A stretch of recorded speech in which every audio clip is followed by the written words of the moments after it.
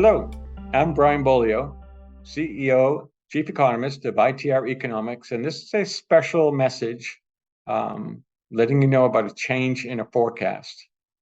We've been adjusting our housing forecast, it seems like every 6 months. Going through this COVID period of excesses, we saw excessive rise, we saw ongoing strength longer than we thought it would, and now we're seeing some pretty significant weakness in the housing market, and that has led us to seemingly chase this forecast. Every 6 months, we're seemingly revising this forecast, and we've had to do that again. And I apologize for that. I'm sure you're as frustrated as we are with this slate of events. We're still looking for a double dip decline in housing. It's just going to be more severe than we thought it would be. With inventories remaining low, real incomes rising, homeowner vacancy rates remaining low, this isn't going to turn into another great recession for housing. But it does mean that we're going to see weakness normally carry through to about mid-2023, and then we think we'll get some modest or a modicum of rise anyways in housing starts in the second half of 23, largely because of those tight inventories. But then 24 is going to be a change to the outlook, a more percentage-wise, it's about the same changes we're putting through in 2023. In 2024, well, we had thought previously that the recovery trend would continue. We no longer are looking at recovery continuing in 2024.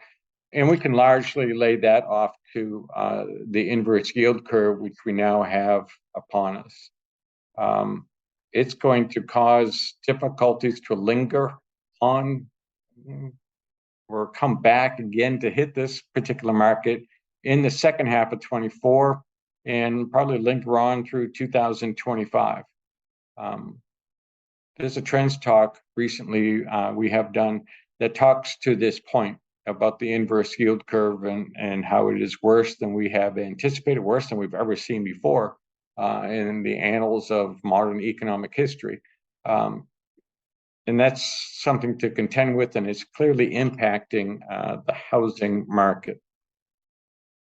There are other favorables, like I just mentioned, in terms of the vacancy rates, incomes, joblessness remains very low. Still have 9.5 million private sector job openings.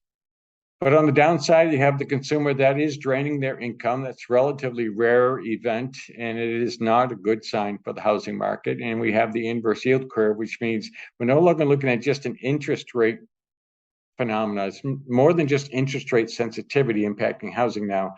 There's a whole new systemic dynamic that has to be baked into the forecast. Effectively, what it means is that we have lowered our 2023 forecast by about 13%, and for 2024, it's down and also about 13%.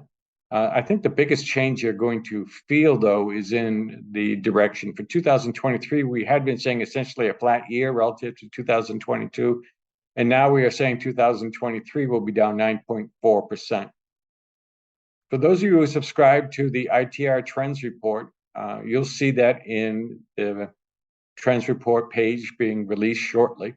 And for those of you that look at housing through your reports or your EVP programs, you'll be seeing the change in forecast when it comes about. We wanted you to know why we had to change it again. And I hope I have accomplished that here. If you have any additional questions, please reach out to your trusted advisor or the Trends Report contact number, and they will be glad to walk you through this. Or you can feel free to send me an email, and I will personally respond. My email address is brian@itreconomics.com.